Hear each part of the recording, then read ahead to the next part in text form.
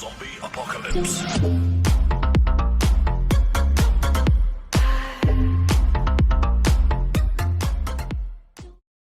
Hello दोस्तों, स्वागत है आपका अपने यूट्यूब चैनल ट्रेडिंग पाठशाला में। अगर आप हमारे चैनल पर नए हैं तो हमारे चैनल को सब्सक्राइब कर लें और बेल आइकन को जरूर प्रेस करें, जिससे कि हमारे द्वारा अपलोड किए जाने वाले वीडियोज़ की ताज़ा अपडेट आपको मिलती रहे। दोस्तों, ट्रेडिंग पाठशाला लेकर आ गया है आप सबके लिए एक बेहतरीन वीडियो सीरीज। इस वीडियो सीरीज का नाम बेसिक्स ऑफ स्टॉक मार्केट है। इसमें हम स्टॉक मार्केट के बारे में बेसिक्स जानकारी लेंगे, जो कि जैसे उसमें कुछ टर्मिनोलॉजीज हैं जो आपको नहीं पता होंगी, उन टर्मिनोलॉजीज के बारे में हम बात करेंगे, कॉन्सेप्ट्स के बारे में बात करेंगे, चीज़ें होती क्या हैं वो आपको धीरे धीरे समझ में आएगा। जैसे कि आप कहीं पे न्यूज़ पढ़ रहे होंगे तो उसमें कुछ टर्म्स आते हैं, उसमें कुछ एक्शंस दिए होते हैं कि किसी कंपनी में ये हुआ, किसी कंपनी में वो हुआ, तो वो चीज़ें आपको अगर समझ में नहीं आ रही हैं तो ये वीडियो सीरीज आपके लिए है। अगर आप स्टॉक मार्केट में नए हैं तो ये ज़रूर देखें, इसमें आपको बहुत सारी नई चीज़ें पता चलेंगी जो कि आपको जनरली यूट्यूब पे आपको अवेलेबल नहीं है। वो हम आपको आसान भाषा में अवेलेबल कराने की कोशिश कर रहे हैं।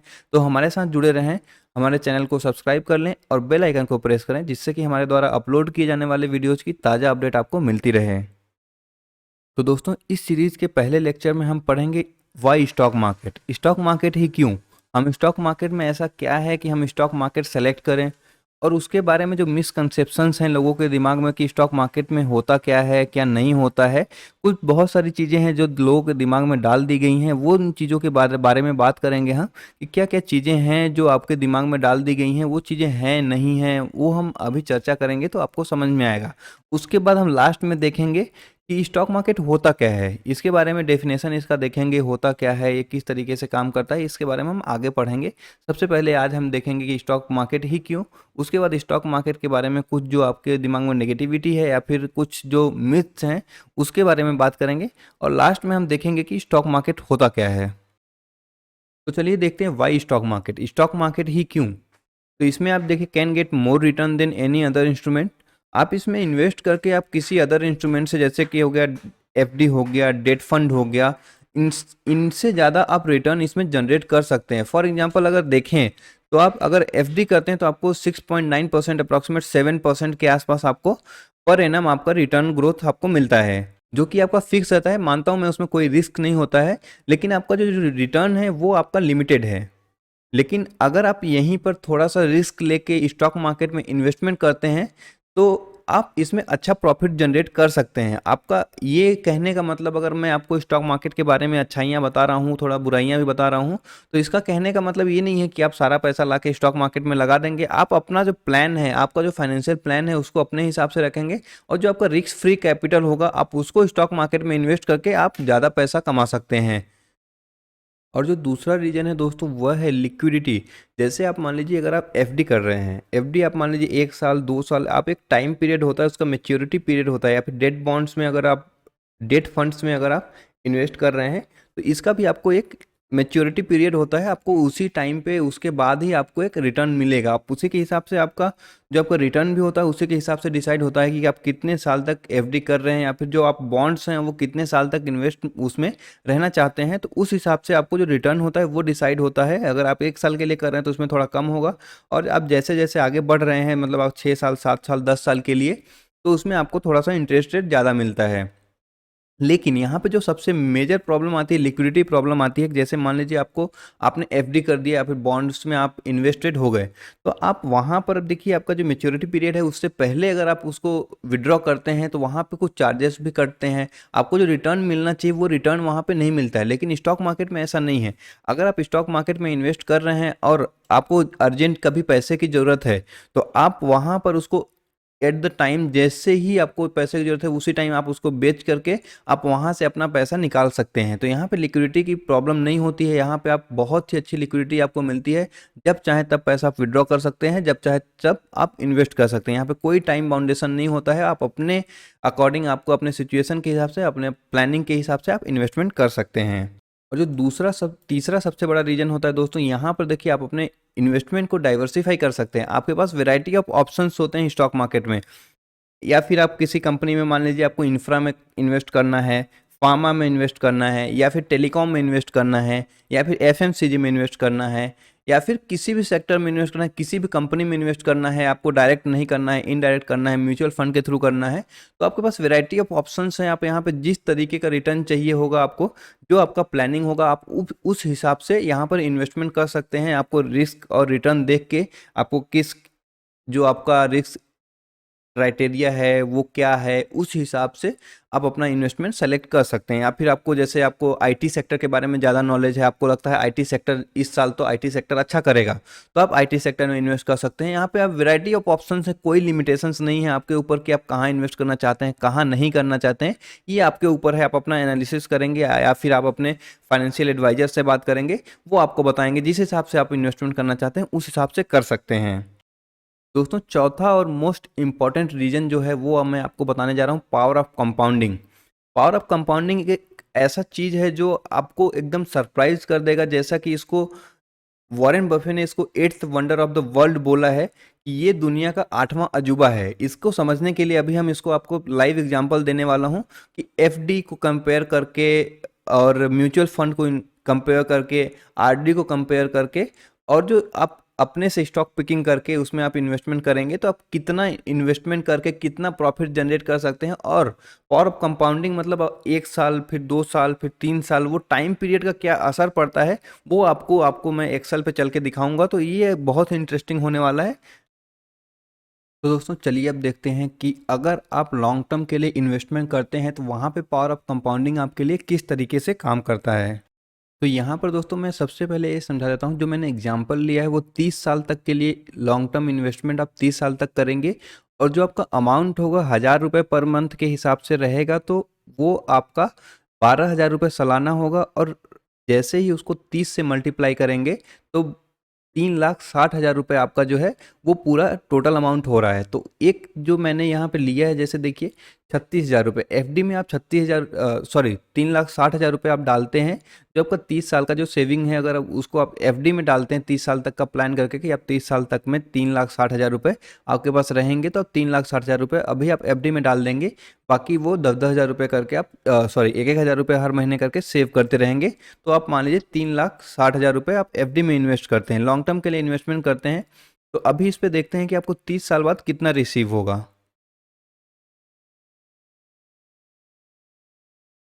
तो अभी चलिए कैलकुलेट होके यहाँ पे आ गया है, देखिए। तो दोस्तों यहाँ पे हमने पाया कि अगर आप 3,60,000 रुपये का एफडी करते हैं और 30 साल तक उसको रखते हैं, तो आपका जो अमाउंट है वो हो जाता है 19,50,619 रुपये। तो यहाँ पर अभी देखिए आपका अप्रॉक्सीमेट 3 टाइम्स का इन्वेस्टमेंट हो चुका है। मतलब आप जो इन्वेस्टमेंट किए थे कैपिटल, वो आपका 3 टाइम्स मिला है आपको 30 साल के बाद। दोस्तों अभी जो एफडी का रेट है 5.5% मैक्सिमम है, लेकिन मैंने 6% का लेके कैलकुलेशन किया है, तो उस हिसाब से आपको कैलकुलेशन यहाँ पे मिला है। आरडी भी देखिए दोस्तों, एफडी और आरडी में कुछ ज़्यादा डिफरेंस नहीं होता है, लगभग लगभग इसमें इंटरेस्ट रेट सेम ही मिलता है आपको। इसीलिए मैंने आपको आरडी और एफडी में मैं डिफरेंस आपको बता दूं, तो एफडी है आप एक टाइम में पैसा जमा करते हैं, और जो आरडी है वो तरीके से आपका एसआईपी की तरह होता है। आप हर महीने आपको पैसा उसमें एक फिक्स्ड अमाउंट आपको डालना पड़ता है। तो अभी चलिए देख लेते हैं कि अगर 1,000 रुपये आप हर महीने डालते हैं तो आपको 30 साल बाद कितना इसमें आपको रिटर्न मिलता है 6% के हिसाब से। अभी मैंने इसको 12,000 रुपये ले लिया है क्योंकि सालाना के हिसाब से मैंने सेलेक्ट किया है। 12,000 रुपये आप एक साल में आप इसमें जमा कर देंगे।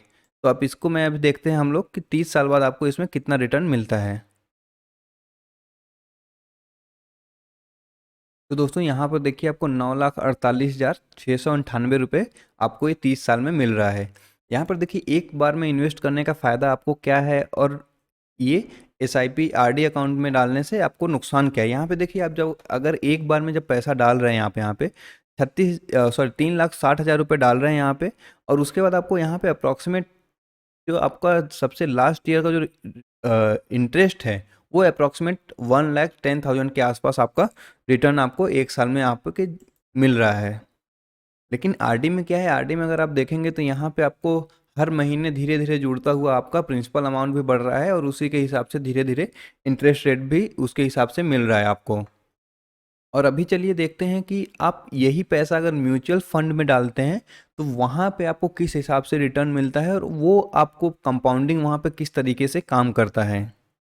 देखिए अगर आप म्यूचुअल फंड में इन्वेस्ट करते हैं तो 12 से 15% का आप रिटर्न इसमें जनरेट कर सकते हैं, उस पे डिपेंड करता है कि आप इसमें कौन सा म्यूचुअल फंड सेलेक्ट करते हैं। बहुत सारे टाइप के म्यूचुअल फंड होते हैं, किस किस टाइप के होते हैं म्यूचुअल फंड, होता क्या है, इसके बारे में हम आगे बात करेंगे।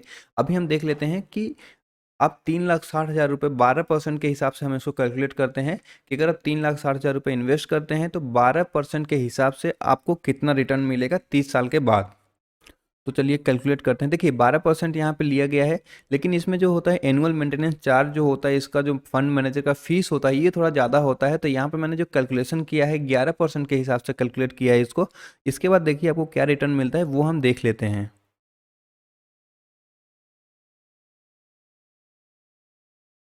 अभी यहाँ पर अगर आप देख रहे होंगे तो आपको 74,24,528 रुपीज़, मतलब यहाँ पे आपको 74,24,528 रुपये मिल रहा है, जो कि आपको एफडी के कंपैरिजन में आपको अप्रॉक्सीमेट 3 से 3.5 गुना ज़्यादा आपको अमाउंट मिल रहा है म्यूचुअल फंड में इन्वेस्ट करके। इसमें थोड़ा सा रिस्क है, लेकिन देखिए यहाँ पे अगर आप जो एफडी कर रहे हैं इसमें आपको 19,50,000 मिल रहा है, और यहाँ पे आपको 74 लाख, जो कि अप्रॉक्सीमेट 3.5 गुना ज़्यादा है आपके एफडी अमाउंट से। तो यहाँ पे आपको रिटर्न ज़्यादा मिलेंगे, और इसमें डिपेंड करता है कि आप किस टाइप से इन्वेस्टमेंट करते हैं, आपका जो म्यूचुअल फंड है वो किस तरीके से सेलेक्ट करते हैं। अभी मैंने इसको 11% के हिसाब से ही कैलकुलेट किया है। अगर आप इसमें अच्छी तरीके से इन्वेस्टमेंट करते हैं, अच्छा म्यूचुअल फंड पिक करते हैं, तो आपको इसमें 15% भी एनुअल रिटर्न आपको इसमें मिल सकता है, या फिर उससे ज़्यादा भी मिल सकता है। और दोस्तों ये जो कैलकुलेशन हम कर रहे हैं, ये सिर्फ और सिर्फ 1,000 रुपये महीने का हम डाल के वो कैलकुलेशन कर रहे हैं कि 1,000 रुपये महीने अगर हम बचाते हैं तो अगर एक बार में डालते हैं तो कितना मिलेगा, और अगर हम उसको हर मंथ करके एसआईपी के फॉर्म में डालते हैं फिर हमें कितना रिटर्न मिलेगा, वो अब हम देख लेते हैं म्यूचुअल फंड में हमें कितना मिलता है। दोस्तों अभी मैंने सेलेक्ट किया है वही म्यूचुअल फंड है, सेम म्यूचुअल फंड है, लेकिन उसी म्यूचुअल फंड में मैं हर महीने पैसे डाल रहा हूँ 1,000 रुपये। अभी हम देखते हैं चलिए कि इसमें आपको 30 साल बाद इसमें कितना रिटर्न आपको मिलता है। और जो आपका इंटरेस्ट रेट लिया गया है, जो आपका रिटर्न लिया गया है, सॉरी इंटरेस्ट रेट नहीं, जो आपका रिटर्न लिया गया है वो 11% के हिसाब से लिया गया है। 1% इसमें हम मान के चलते हैं, इसमें आपको 1% का आपको एनुअल मेंटेनेंस चार्ज देना पड़ेगा। तो यहाँ पे देखिए 23,88,250 रुपये। और अगर यहाँ पे आरडी में आप देखेंगे तो आपका 9 लाख के अप्रॉक्सीमेट कुछ था।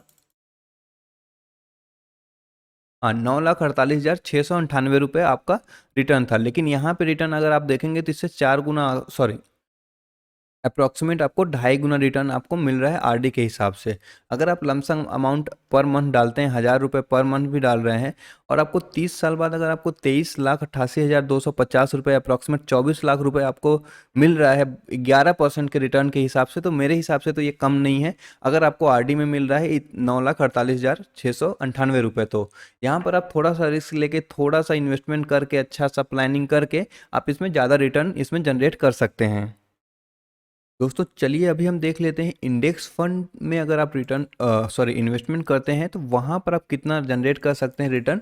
यहाँ पर देखिए इसमें डिफरेंस क्या है म्यूचुअल फंड और इंडेक्स फंड में। म्यूचुअल फंड जो है आपको बहुत टाइप के म्यूचुअल फंड मिल जाएंगे, लेकिन इंडेक्स फंड जो होता है एक इंडेक्स को रिप्लिकेट करता है। जैसे अगर आप निफ्टी फिफ्टी में अगर आप इन्वेस्टमेंट करते हैं, तो अगर वो क्या करता है कि निफ्टी फिफ्टी के उन्हीं 50 स्टॉक्स में इन्वेस्टमेंट करता है। अगर आपको ऐसा समझ में नहीं आ रहा है तो आप सिंपली समझ लीजिए कि ये भी एक म्यूचुअल फंड है जिसमें आपका मेंटेनेंस चार्ज ना के बराबर लगता है, मतलब बहुत कम लगता है। अगर आपको रिस्क फ्री, सॉरी मतलब ज़्यादा रिस्क नहीं लेना है, आपको सिर्फ और सिर्फ इंडेक्स को फॉलो करना है, तो आप इंडेक्स फंड में इन्वेस्ट कर सकते हैं। इसके बारे में डिटेल में चर्चा करेंगे, अभी सिर्फ इतना मान के चलते हैं कि इस म्यूचुअल फंड जो है इसमें थोड़ा सा ज़्यादा चार्ज लग रहा है हमारे पास, और जो इंडेक्स फंड है इसमें कम लग रहा है। ठीक है, अभी चल के इसको रिटर्न जनरेट करते हैं, सॉरी रिटर्न कैलकुलेट करते हैं यहाँ पे कि कितना आपको 30 साल बाद रिटर्न मिलता है। यहाँ पर देखिए 1% के आसपास एनुअल मेंटेनेंस चार्ज था, लेकिन जो इंडेक्स फंड है इसमें 0.01 के आसपास लगता है, तो इसमें हम इसको छोड़ देते हैं। इसमें हमने सिंपली 12% ले लिया है, और अभी हम इसमें डिफरेंस देखेंगे कि 12% जो था उसमें 1% एनुअल मेंटेनेंस चार्ज लग रहा था। उसके बाद हमारे रिटर्न में क्या इफेक्ट हो रहा था, और उसके बाद इंडेक्स फंड में जो कि जहाँ पे हमें एनुअल मेंटेनेंस चार्ज बहुत कम देना है, वहाँ पर हमें कितना रिटर्न मिल रहा है उसी अमाउंट पे। तो चलिए देखते हैं।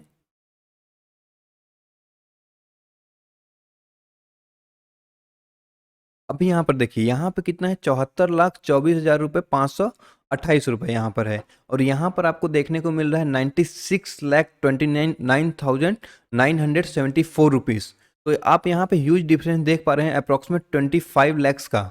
यहाँ पे आपको, सॉरी, अप्रॉक्सीमेट 23 लैक्स का आपको यहाँ पे डिफरेंस देखने को मिल रहा है, सिर्फ और सिर्फ 1% के रिटर्न के हिसाब से। ये होता है पावर ऑफ कंपाउंडिंग दोस्तों। देखिए, यहाँ पर आप 1%, 1.5% भी रिटर्न अगर आप अपना बढ़ा पा रहे हैं एनुअली, तो वो आपको लॉन्ग टर्म में बहुत ज़्यादा फायदा देता है। तो जब भी आप इन्वेस्टमेंट करें, उसको बारीकी से देखें, वहाँ पे क्या है रिटर्न, आपको क्या मिलेगा, आपकी जो फंड मैनेजिंग कंपनी है वो किस तरीके से काम कर रही है, कौन कौन से स्टॉक्स में इन्वेस्ट कर रही है, रिटर्न क्या है, उसके चार्जेस क्या हैं।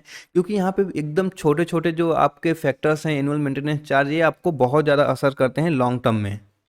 अभी चलिए देख लेते हैं, इंडेक्स फंड में अगर आप 1,000 रुपये हर महीने करके डालते हैं, तो वो आपको कितना रिटर्न जनरेट करके देता है 12% के हिसाब से।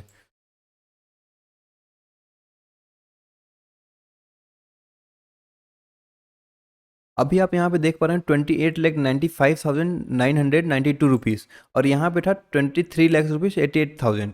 तो यहाँ पर भी आपको अप्रॉक्सीमेट 5 लाख का डिफरेंस देखने को मिल रहा है।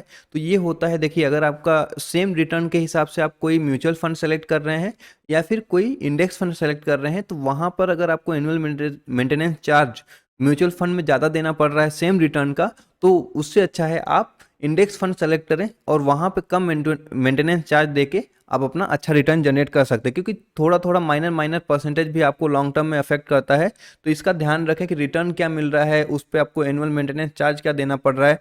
अगर आपको म्यूचुअल फंड में ज़्यादा रिटर्न मिल रहा है, मान लीजिए 18 से 20% का रिटर्न मिल रहा है, और वहाँ पे आपको 1 से 1.5% का आपको एनुअल मेंटेनेंस चार्ज देना पड़ रहा है, तब वहाँ पे कोई बात नहीं है। लेकिन अगर 12-13% के लिए आपको एनुअल मेंटेनेंस चार्ज 1 से 1.5% देना पड़ जा रहा है, तो वहाँ पे थोड़ा सा वो रिटर्न आपका कम कर देता है। आप यहाँ पे सिंपली देख पा रहे होंगे कि कितना आपका रिटर्न यहाँ पे कम हो चुका है।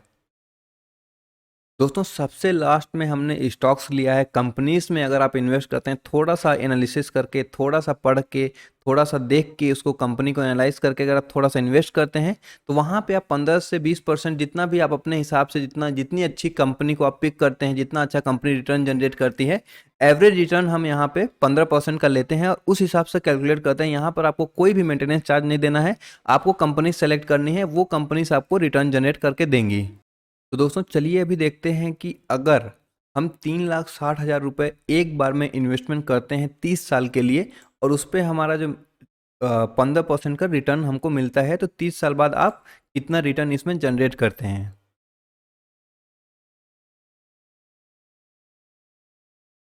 दोस्तों, अभी जो आपको यहाँ पे रिटर्न देखने को मिला 3,60,000 पे ही 15% के हिसाब से आपको रिटर्न अगर मिले, तो आपको कितना रिटर्न मिलेगा। यहाँ पे अगर आप इस नंबर को देखेंगे, तो ये है 2,07,27,163 रुपये। अभी आपको इसमें ह्यूज डिफरेंस देखने को मिल रहा होगा। यहाँ पर कितना डिफरेंस आपको आ गया है, देखिए, यहाँ पे आपको 1 लाख रुपए के, सॉरी, 1 करोड़ रुपए के आसपास आपका रिटर्न था, यहाँ पे सीधे डबल हो गया, सिर्फ और सिर्फ 4% पर एनम के हिसाब से बढ़ाने पर। तो ये होता है दोस्तों पावर ऑफ कंपाउंडिंग का लाइव एग्जांपल। आप देख रहे हैं कि यहाँ पर 4% पर एनम के हिसाब से ही चेंज आया है, लेकिन वहाँ पर जब को फाइनल अमाउंट, जो आपको फाइनल रिटर्न मिल रहा है 30 साल के बाद, वो कितना ज़्यादा डिफरेंस क्रिएट कर रहा है। अभी चलिए देखते हैं कि अगर आप अपना एक स्टॉक्स का पोर्टफोलियो बना के उसमें हर महीने 1-1 हज़ार रुपये डालते हैं, तो आप 30 साल के बाद कितना रिटर्न जनरेट कर पाते हैं।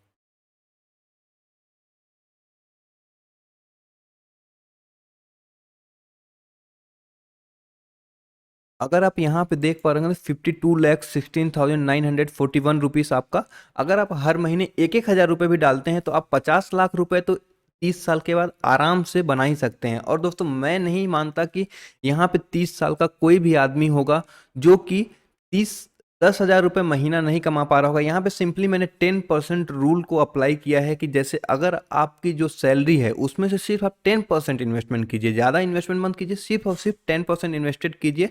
आप अगर आपकी सैलरी 10,000 रुपये है तो आप 1,000 रुपये महीना स्टॉक्स में इन्वेस्ट कर ही सकते हैं। अगर आप स्टॉक्स में इन्वेस्ट नहीं करना चाहते हैं, आप थोड़ा सा पढ़ाई नहीं करना चाहते हैं, तो आप म्यूचुअल फंड में, इंडेक्स फंड में इन्वेस्टमेंट करके भी 30 लाख रुपए तक तो 30 साल में जनरेट कर ही सकते हैं।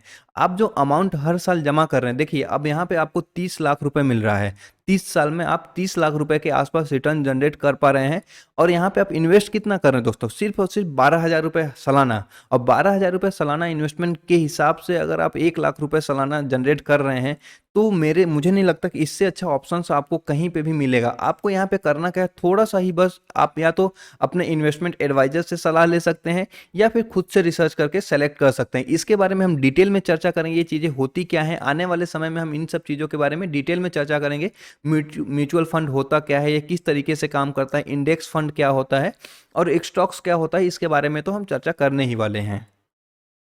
तो दोस्तों ये थे कुछ examples FD, RD, mutual fund, index fund और स्टॉक्स के कंपैरिजन में मैंने आपको दिखाया कि अगर मैंने इसमें अज्यूम किया है कि कोई भी इंसान अगर 30 साल का है तो वो 10,000 रुपये महीना कमा सकता है। इससे ज़्यादा तो इससे कम तो उसका इनकम नहीं होना चाहिए। और अगर 10,000 रुपये महीना कमा रहा है तो उसको 10% ही सिर्फ अगर इन्वेस्ट करे, 10% ही सेविंग करे और 10% इन्वेस्टमेंट करके वो कितना प्रॉफिट जनरेट कर सकता है। सिर्फ और सिर्फ 10,000 के इनकम पे आप अगर 30 साल तक इन्वेस्टमेंट करते हैं स्टॉक्स में, तो आप अप्रॉक्सीमेट 50 लाख रुपए जनरेट कर पाते हैं सिर्फ और सिर्फ 10,000 इन्वेस्टमेंट करके, 10% इन्वेस्टमेंट करके अपनी सैलरी का, वो भी जब आपकी सैलरी 10,000 रुपये है।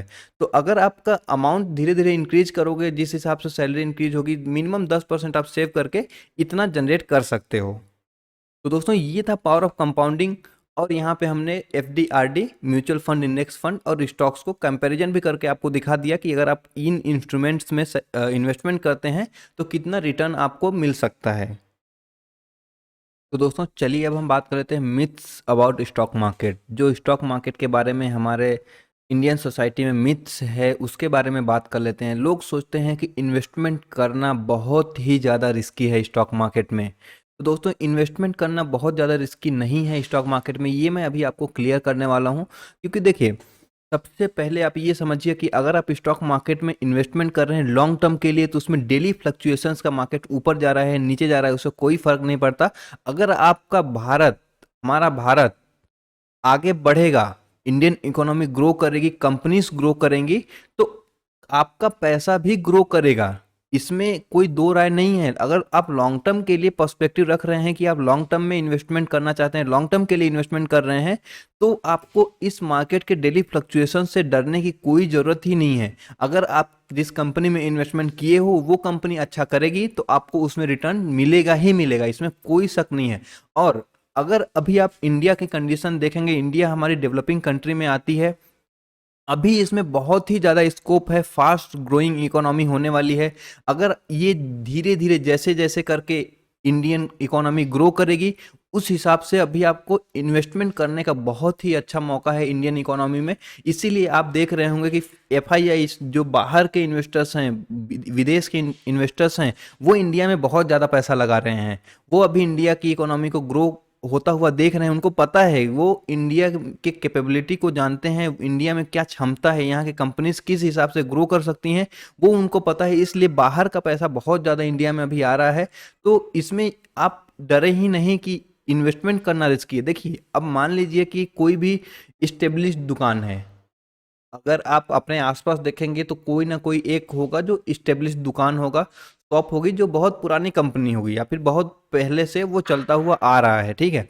वो कुछ ऐसा प्रॉब्लम आया या फिर ऐसा कुछ हुआ कि उसकी दुकान नहीं चल रही है, उसके बाद वो धीरे अपने ट्रैक पे फिर से आ गया। जैसा कि कोरोना का इम्पैक्ट जैसे मार्केट पे हुआ दोस्तों, कि मार्केट गिरा, लेकिन उसके बाद मार्केट उसी तेजी से रिकवर भी हुआ। क्योंकि देखिए, जब आपके पास ऑप्शंस नहीं है, आपकी सेल्स नहीं हो रही है, तो मार्केट में आपका इनकम जनरेट हो ही नहीं रहा है, तो मार्केट ऑब्वियस सी बात है कि गिरेगा। लेकिन जैसे ही मार्केट खुला, वैसे ही कंपनी अपना परफॉर्मेंस दिखाना शुरू की, कंपनियां काम करना शुरू की और अपना प्रॉफिट जनरेट करना शुरू की। तो वहां पे देखिए, जैसे मैं एग्जांपल दे रहा था कि जैसे आप मान लीजिए आपकी कोई भी एक शॉप है जो बहुत पहले से स्टेब्लिश्ड है, अच्छा उसका आपके मार्केट में अच्छी पकड़ है, और लॉकडाउन आया, मान लीजिए लॉकडाउन आया, ऐसी कोई सिचुएशन आई कि उसका बिजनेस को उसको कुछ दिनों के लिए बंद करना पड़ा।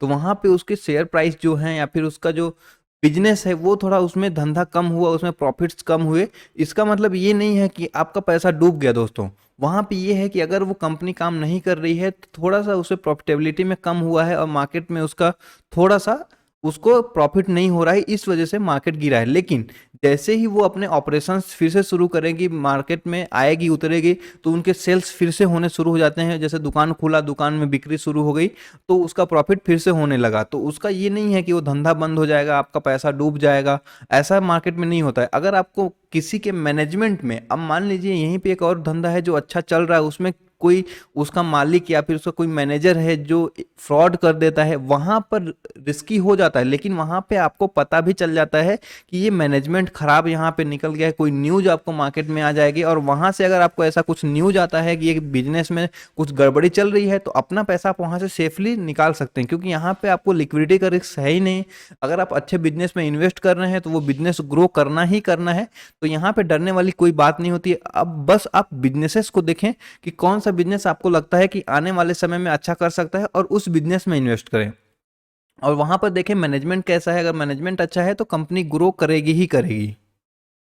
दोस्तों यहाँ से आपको पता चलता है कि स्टॉक मार्केट रिस्की नहीं है। ये सिर्फ ये आपको प्लेस प्रोवाइड करता है कि आप किसी भी बिजनेस में कहीं पे भी बैठ के किसी भी बिजनेस में इन्वेस्ट कर सकते हैं, और उसमें आपको इन्वेस्टमेंट करने के लिए कोई भी फिजिकल वहाँ पे प्रेजेंट होने की ज़रूरत नहीं है। कहीं से भी किसी भी बिजनेस में इन्वेस्ट कर सकते हैं। ये सिंपल है बिजनेस में इन्वेस्ट करना। किसी भी बिजनेस में आप इन्वेस्ट कर रहे हैं, थोड़ा बहुत रिस्क तो बिजनेस में होता ही है, लेकिन बहुत ज़्यादा रिस्क नहीं होता है। यहाँ पे ये भी आपके पास ऑप्शन रहता है कि अगर आपको लग रहा है कि वो बिजनेस खराब परफॉर्म करने वाला है तो आप पैसा निकाल सकते हैं। जैसा कि हर बिजनेस में नहीं होता है, अगर आप कहीं पे दुकान खोलेंगे उतने ही पैसे का, या फिर किसी एक जगह पे कुछ भी करेंगे, तो आपके पास वहाँ पे डाइवर्सिफिकेशन का ऑप्शन नहीं रहेगा। आप 10 लाख रुपए में कोई दुकान, अच्छी दुकान भी नहीं खोल सकते हैं, उसको 10 जगह पैसा नहीं लगा सकते हैं। लेकिन स्टॉक मार्केट में ऐसा है कि आप 10 लाख को 10 जगह इन्वेस्ट कर सकते हैं और 10 जगह से रिटर्न कमा सकते हैं।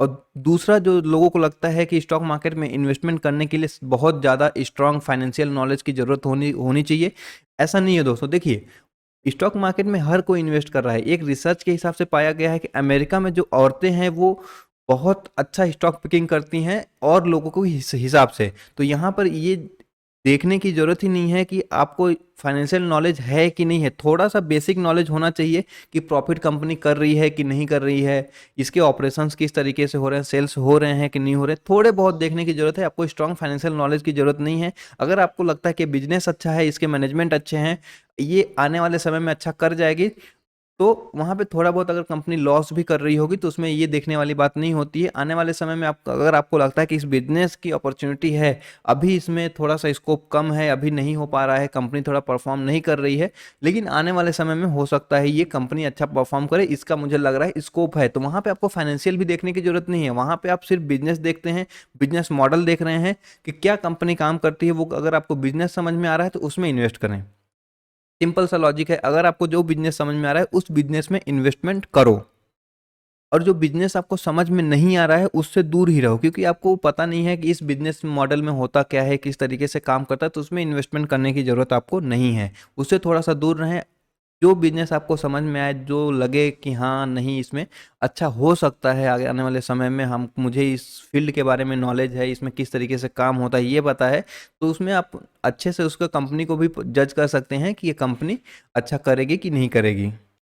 और दोस्तों, एक मिथ और है स्टॉक मार्केट के बारे में जो इसमें मैंने लिखा नहीं है, लेकिन मैं चाह रहा हूँ कि मैं आपको बता दूं, कि लोग बोलते हैं स्टॉक मार्केट में बहुत ज़्यादा पैसा बनता है। देखिए, पैसा बनाने का कोई शॉर्टकट नहीं है। अगर आप ये सोच के आ रहे हैं कि स्टॉक मार्केट में बिना मेहनत किए पैसा बन जाएगा, आपको कुछ भी नहीं करना पड़ेगा और आप पैसा बना लेंगे, ये मैं इन्वेस्टमेंट की बात नहीं कर रहा हूँ दोस्तों, जैसे उनकी बात कर रहा हूँ जो लोग सोचते हैं कि शॉर्ट टर्म में बहुत जल्दी पैसा बनता है, कि मतलब आप थोड़ा सा पैसा लगा के बहुत ज़्यादा रिटर्न जनरेट कर सकते हैं। तो ऐसा नहीं है, शॉर्ट टर्म वाला कोई गेम नहीं होता दोस्तों।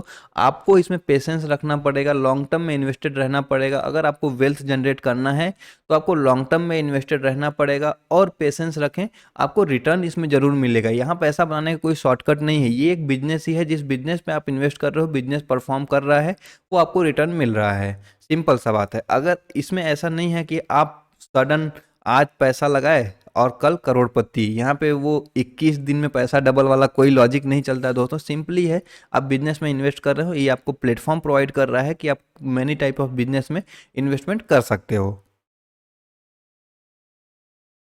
तो दोस्तों चलिए अभी देख लेते हैं स्टॉक मार्केट होता क्या है। स्टॉक मार्केट दोस्तों, स्टॉक मार्केट को हम शेयर मार्केट के नाम से भी जानते हैं। स्टॉक मार्केट ये एक मार्केट है जहां पर आप किसी भी कंपनी के शेयर्स को खरीद सकते हैं, बेच सकते हैं, और वहाँ पे जैसे बहुत सारी चीज़ें और होती हैं, जैसे कि आप वहाँ से ETF खरीद सकते हैं। ये टाइप्स ऑफ इन्वेस्टमेंट है जहाँ पे आप वहाँ पे वैरायटी आपको मिलता है, आप वहाँ से इन्वेस्टमेंट कर सकते हैं। जैसे कोई भी कंपनी है, आपको रिलायंस हो गया, टाटा हो गया, इन सब कंपनीज में आप इन्वेस्टमेंट कर सकते हो, आप इनके शेयर्स खरीद सकते हो। अब हम समझते हैं शेयर्स होते क्या है दोस्तों। दोस्तों शेयर्स एक आपका हिस्सेदारी का यूनिट है। अगर आप किसी भी कंपनी में शेयर खरीद रहे हैं, अब मान लीजिए कि एक दुकान का ही एग्जांपल लेते हैं। अगर आप एक दुकान खोलते हैं, कोई इंसान एक दुकान खोलना चाह रहा है, तो आप उसको मान लीजिए 10 लाख रुपए का है, तो 10 लाख रुपए में दुकान खोलनी है, आप उसमें 1 लाख रुपए इन्वेस्टमेंट करते हैं, तो आप उसमें 10% के शेयर्स या फिर 10% की हिस्सेदारी आप उसमें खरीद रहे हैं।